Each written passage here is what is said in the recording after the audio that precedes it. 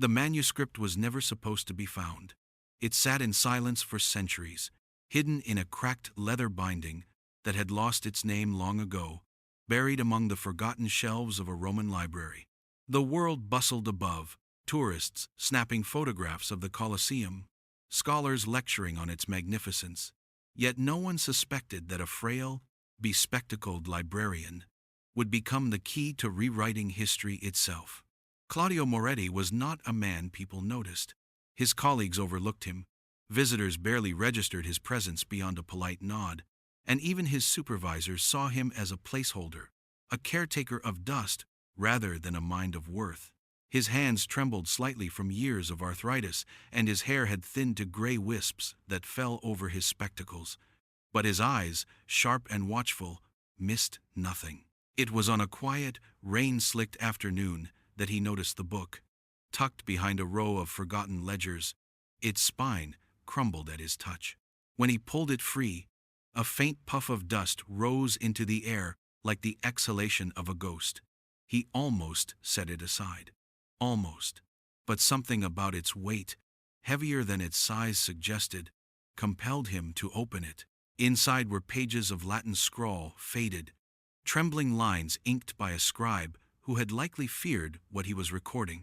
The words were broken, but fragments leapt from the page. Herbs sub arena, a city beneath the sand. Claudio's breath caught. His lips silently mouthed the phrase again, his pulse thudding in his ears. He turned the page, scanning feverishly, and there it was.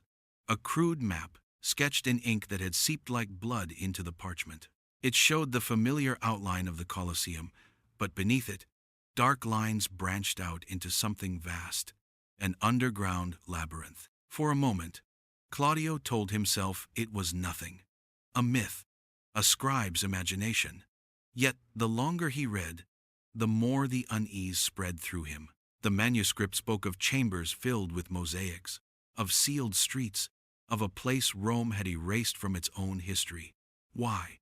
And how could it lie forgotten beneath the most iconic monument in the world? He sat there, hunched under the dim light of the library lamp, pages trembling in his hands, imagining the impossible, a secret city beneath the Colosseum.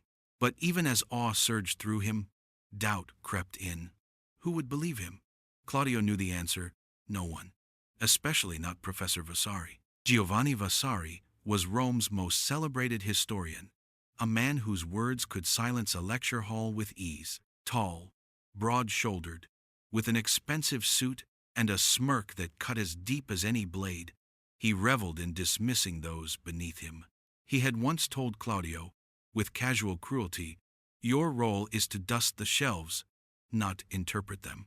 Those words had lingered for years, like a stain Claudio could not wash away. And yet, Claudio's hands clutched the manuscript tighter, his knuckles whitening. This was no mere book. This was proof.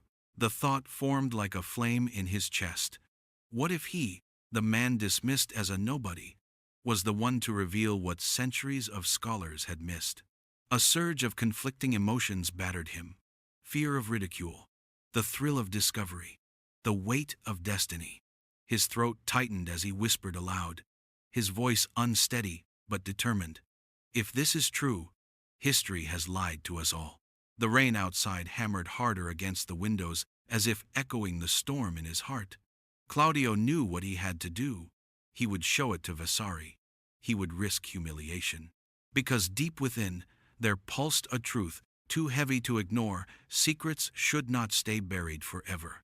And yet, Claudio also knew what awaited him. The sneer, the laughter, the effortless dismissal that had always reduced him to silence. This time, however, something within him stirred. A hidden strength, a stubborn spark of defiance. The librarian's gaze drifted back to the sketch of the Colosseum, lines marking tunnels like veins of a giant buried heart. Beneath the world's greatest arena, beneath the sand once soaked with blood, another city waited, and Claudio Moretti had just unearthed its first whisper. If you're enjoying this story of justice and hidden strength, don't forget to subscribe to the channel to find out how a simple act of prejudice turned into the most valuable lesson of Professor Vasari's life. The lamp flickered, shadows dancing across the walls, as Claudio carefully closed the manuscript and held it against his chest. He felt its weight not as paper, but as destiny. What he did next would decide whether the world ever knew what lay beneath the Colosseum. He drew a slow, steady breath. Tomorrow, he would confront the scholar who had always belittled him. Tomorrow, the humble librarian would step into history's spotlight. Professor Giovanni Vasari did not merely lecture about Rome, he performed it. His voice boomed like an emperor's decree. His gestures sharp, calculated, and theatrical. Students sat in awe, scribbling his words as if they were scripture, while colleagues whispered of his arrogance behind closed doors. Yet no one dared confront him. In the world of Roman history, Vasari was untouchable, and he knew it. Claudio Moretti entered the professor's office with the manuscript clutched tightly in his hands.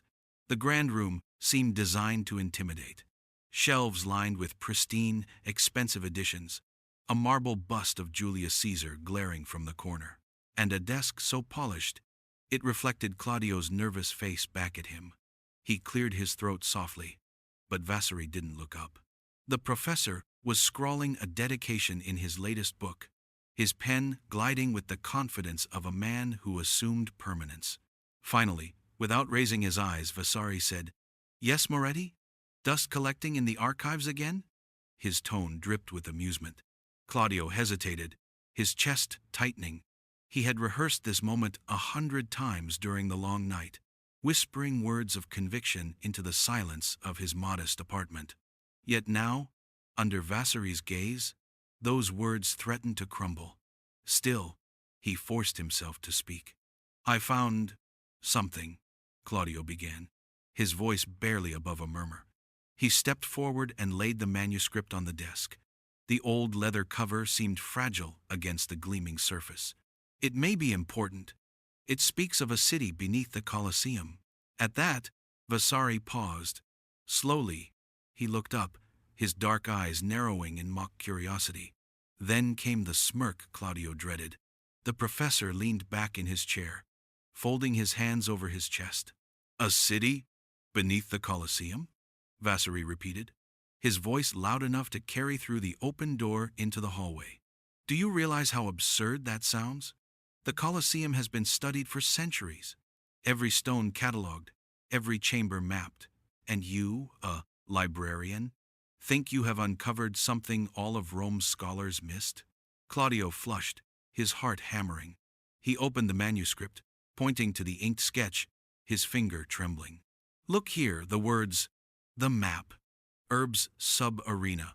It describes chambers, streets." But Vasari cut him off with a laugh that echoed off the marble walls. "Ah, Moretti, you remind me of those conspiracy theorists who claim Atlantis lies beneath their garden. This is a scribe's fancy, nothing more. You cannot possibly think this scribble is credible." The sting of humiliation bit deep. Claudio wanted to shrink into himself, to retreat into the shadows where he had always existed. Yet something kept him standing there, his voice steadier than he expected. "Perhaps, Professor, imagination is what scholars need most, to ask if what we think we know is wrong." Vasari's laughter faded. His eyes flicked to Claudio with an edge of annoyance. The librarian's words, though soft, had struck at his pride. For a moment, the professor considered snapping, putting Moretti back in his place with the full weight of his authority. But instead, he leaned forward, lips curling into a sneer. "You should stick to cataloging books, Moretti. Leave history to those who understand it." Claudio gathered the manuscript, his fingers tightening on the leather. The rejection was expected, yet still it burned. But as he turned to leave, something flickered in Vasari's expression, a flash of unease he could not conceal. The professor had noticed the map. He had seen the detail in the scribe's words, too precise to dismiss entirely. Inwardly, Vasari thought, "If by some absurd chance this holds truth, I will not let that little librarian take credit for it." Claudio stepped into the hallway, humiliation weighing heavy on his shoulders. Yet beneath that weight pulsed something stronger, defiance. For the first time in years, he refused to let Vasari's mockery silence him. He whispered to himself, his breath steady, "If he won't see it, then I will."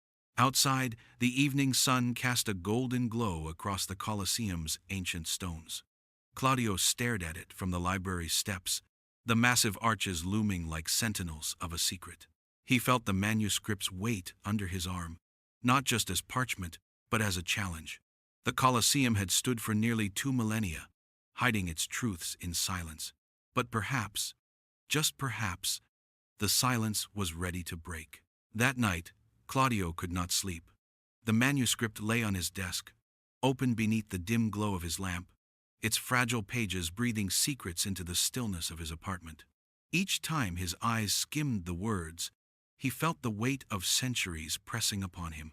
The scribe's Latin was riddled with hesitation, as though each phrase had been etched in fear. Domus Caesorum sub arena, the house of the fallen beneath the sand. Claudio traced the phrase with his finger, heart quickening. Then the next line, Viae clauduntur, picturae latent, streets sealed, paintings hidden. He leaned back, his mind racing. Could it be true? Could entire streets, art, history, lives be buried beneath the Colosseum, waiting in silence? Claudio reached for his magnifying glass and examined the sketch again. The crude lines suddenly seemed less random. He noticed small symbols drawn along the tunnels, tiny crosses, a spiral, and a sun. At first glance, they seemed decorative, but then his memory stirred. Years earlier, before arthritis stiffened his hands, Claudio had studied cryptic symbols of early Christian sects. The spiral was no decoration, it was a mark of secrecy, used to indicate places of refuge. And the sun? It symbolized hidden light, truth concealed beneath darkness. The realization sent a shiver crawling up his spine. This wasn't myth. This was a code. His mind replayed Vasari's mocking laughter. The sting of it still seared him, but now it only sharpened his resolve. For every scoff, Claudio saw confirmation. The professor was blind by arrogance, unwilling to see what lay in front of him.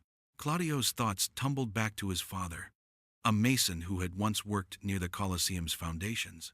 As a child, he remembered his father returning home late, hands caked with dust, muttering in hushed tones about passages sealed with iron gates, deep beneath the arena. At the time, Claudio had dismissed them as a tired man's ramblings, but now, paired with the manuscript, those memories struck like lightning. His father had seen something, and it matched the scribe's whispers. Claudio stood abruptly, the chair scraping against the floor. He pressed his palms against the desk, staring down at the manuscript. The decision was forming, dangerous but irresistible. He would have to go below. The next morning, with the manuscript hidden in his satchel, Claudio walked past the tourists flocking the Colosseum. Their laughter and chatter felt almost mocking compared to the secret pulsing in his chest. He slipped away from the guided tours, toward a rusted gate that led to maintenance tunnels beneath the monument. He had no authorization, only a lifetime of moving quietly, unnoticed, an invisible man, stepping into forbidden ground. The air grew colder as he descended. The electric lights of the tourist paths faded behind him, swallowed by shadows. Dust clung to his throat. He moved carefully, each step echoing in the cavernous dark.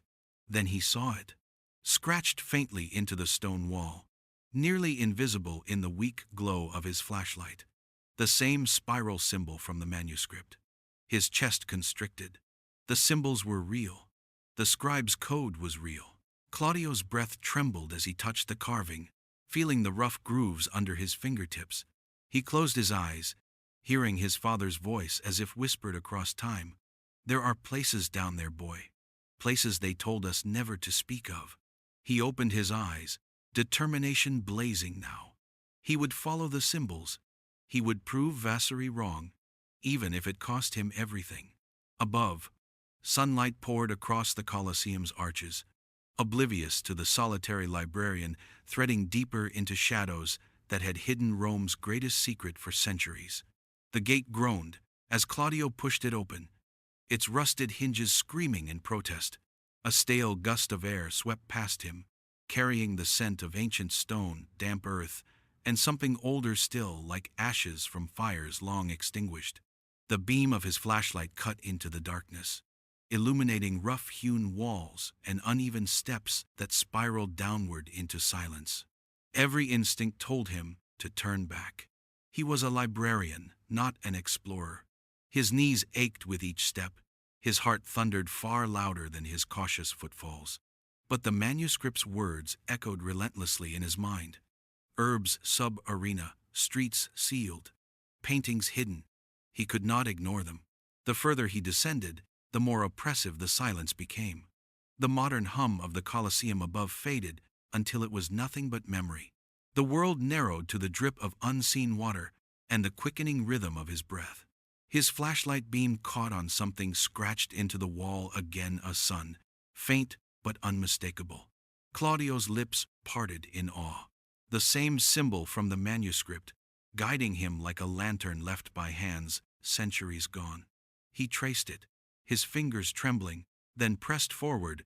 The tunnel split into two passages. On the left, the air reeked of rot. On the right, a faint current of cool air brushed against his face. He chose the right, clutching the manuscript as if it were both map and shield. Minutes blurred into an eternity. The walls seemed to close in, and with every step, he felt as though Rome itself was holding its breath, watching. Then his light fell upon an archway bricked over centuries ago. The stones were irregular, hastily sealed, but time had weakened them. Between the cracks, Claudio glimpsed mosaics, tiny tiles of azure and gold, shimmering faintly through the dust. His heart lurched. It's real. It's all real. With trembling hands, he pressed against the stones. They shifted slightly. He pried harder, ignoring the flare of pain in his joints. At last, one stone fell, clattering loudly to the floor. He froze, listening. Nothing but silence. No guards, no scholars, no mocking professor. Only the weight of history pressing closer. Peering through the gap, Claudio saw more than mosaics. He saw a corridor, its walls painted with frescoes of Roman figures, their faces hauntingly preserved. Women in flowing robes, men with laurel crowns, children clutching amphorae. The colors, though dulled, still breathed with life. A city's memory, trapped in darkness. His chest tightened with awe. The manuscript had not lied. The spiral had led him true. Beneath the arena where men once killed for spectacle, another Rome lay entombed, one that emperors had buried deliberately. He slid through the opening, stumbling onto the mosaic floor beyond. His flashlight beam swept across the space, revealing a vaulted ceiling, arching high above, painted with constellations. Dust rained softly, as if the chamber itself exhaled after centuries of solitude. Claudio's knees gave way, and he knelt, unable to contain the weight of the discovery. Tears blurred his vision. They will never laugh at me again. And yet, in that moment of triumph, unease stirred. Why had this city been buried? What secrets had been deemed so dangerous that emperors sealed them away? Behind him, a faint noise drifted through the tunnel, the scrape of stone against stone. Claudio's heart stopped. He wasn't alone. He whirled, flashlight trembling in his grip, but the tunnel lay in silence, empty as a tomb. Still, the sound lingered in his memory like a warning. He swallowed hard, his voice barely a whisper. "Who's there?" No answer. Only the drip of water, the pulse of his own fear. But the manuscript had promised revelations, and now he stood on their threshold. Whatever awaited, he would face it. For the first time in his life, Claudio Moretti was not the quiet, overlooked librarian. He was the man who had unlocked Rome's forbidden descent. By morning, news had spread through Rome of a partial collapse near the Colosseum's lower passages. Tourists were hurried away, scaffolding erected in haste, and officials muttered about routine erosion. But Professor Giovanni Vasari knew better. He had seen the manuscript sketch.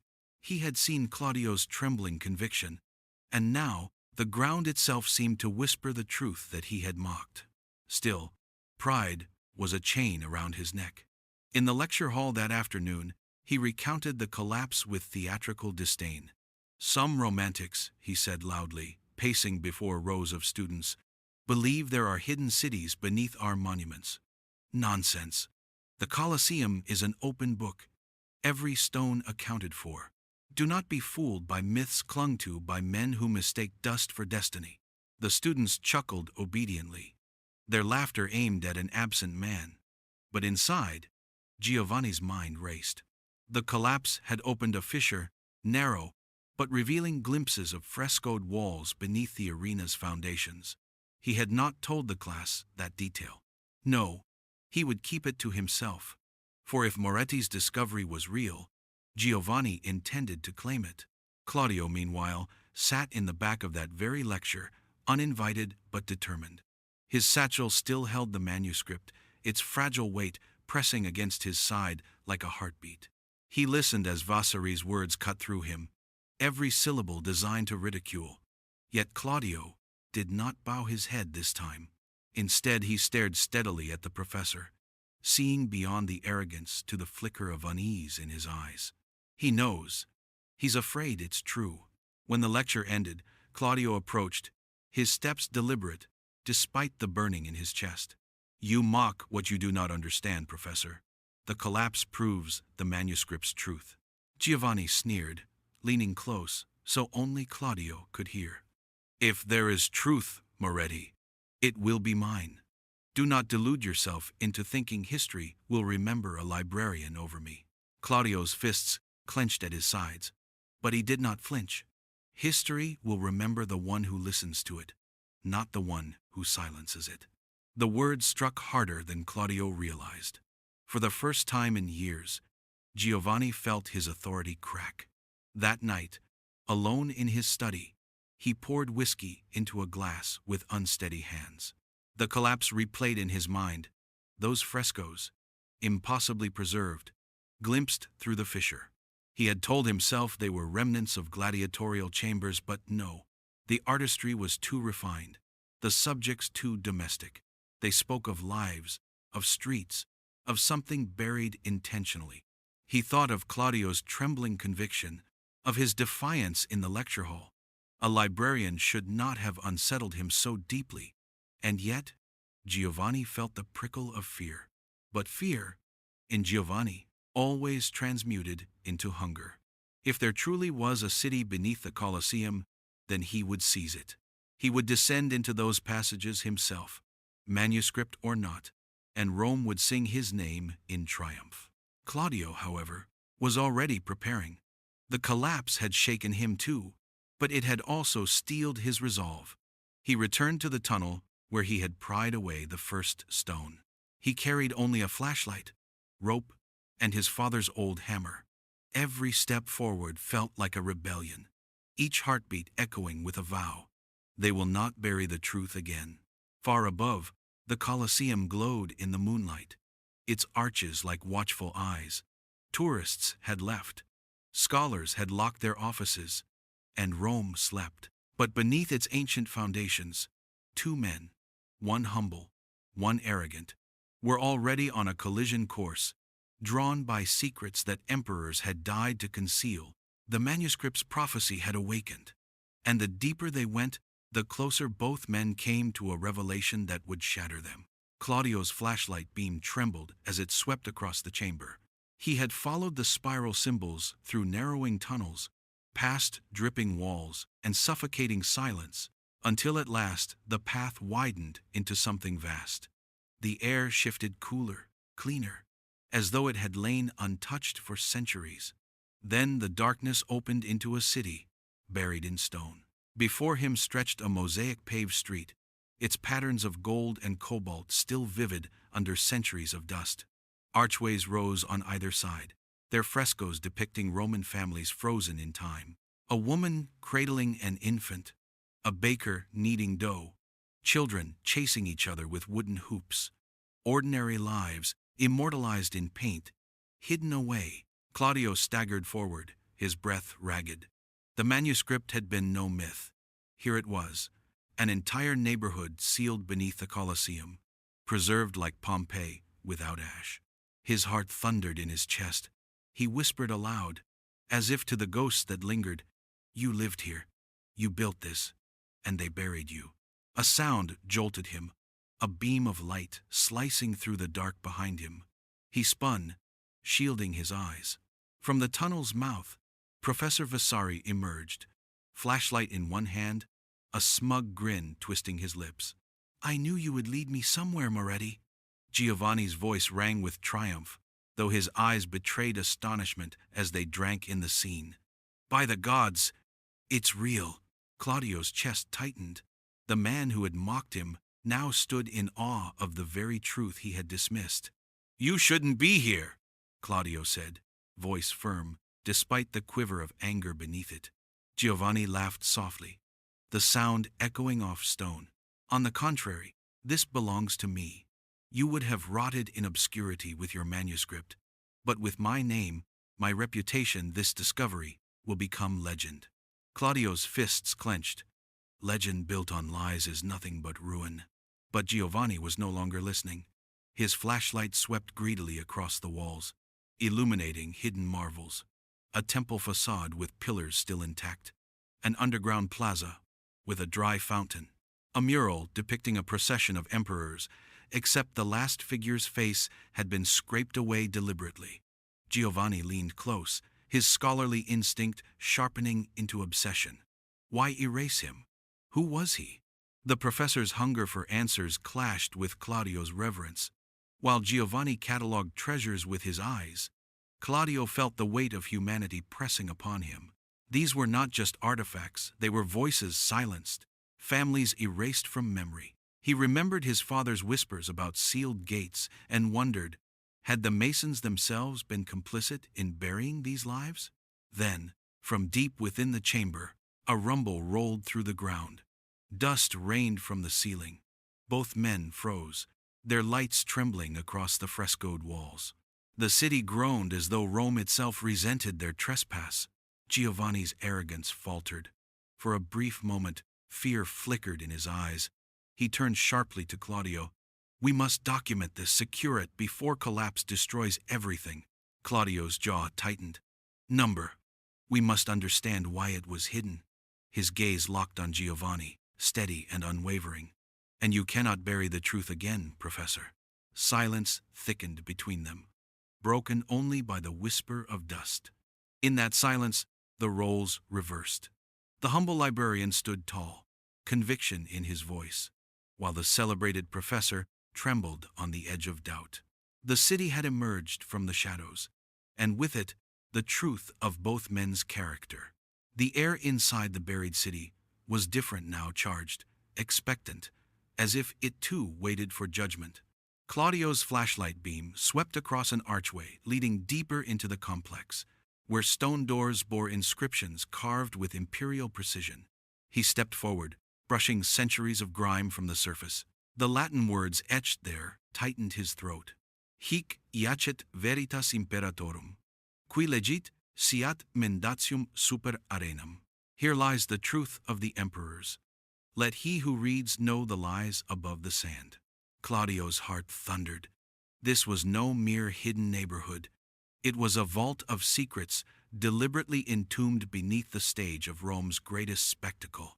The Colosseum above was not only an arena for gladiators, it was a mask, hiding what emperors feared the world might see.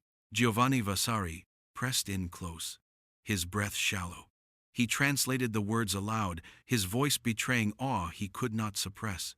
Truth of the emperors lies above the sand. His eyes gleamed feverishly. Claudio, do you realize what this means? If these walls contain proof letters, decrees, anything, it could upend everything we know about Rome, and it will make me immortal. Claudio turned, fury flashing. You? This is not yours to claim. You mocked it, mocked me. You would twist the truth for your pride. Giovanni's jaw tightened. For a moment, his mask slipped, revealing the gnawing terror beneath. The world he had ruled with arrogance suddenly trembled before a librarian's discovery. Yet ambition burned stronger than fear. He pushed past Claudio, heaving at the heavy doors until with a groan they yielded, stone scraping against stone. Beyond lay a chamber that stole their breath. Scrolls stacked in niches lined the walls, mosaics depicting emperors in scenes not taught in any history book, scenes of cruelty, betrayal, and blood.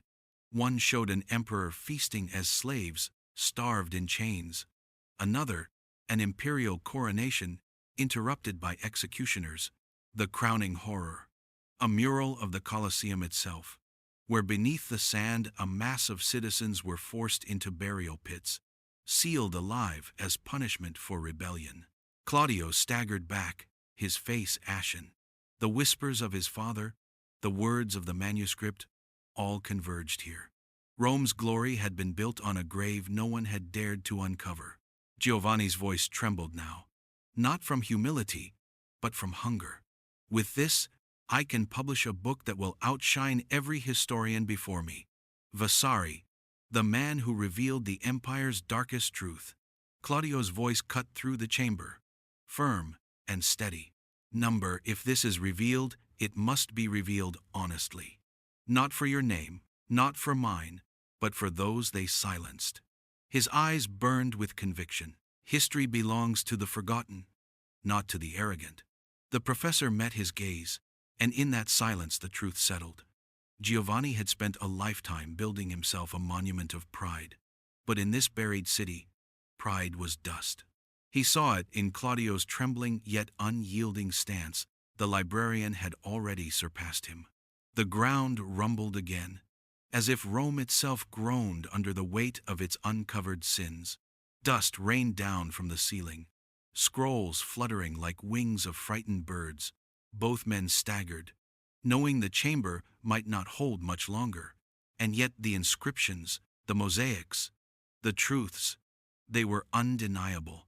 The buried city had spoken, and its voice would demand to be heard. For Giovanni, it was a chance at glory slipping through his grasp. For Claudio, it was destiny fulfilled. Weeks later, the Colosseum stood roped off, silent under the weight of scaffolding and secrecy. The collapse had forced authorities to intervene, and the discovery of frescoed chambers could no longer be dismissed as erosion. Archaeologists in protective suits now tread carefully through the passages Claudio had first entered in fear, while whispers spread through Rome like wildfire. But in the official announcements, it was Professor Giovanni Vasari who spoke before cameras. He wore his signature tailored suit, his voice commanding as he described preliminary findings of extraordinary subterranean structures.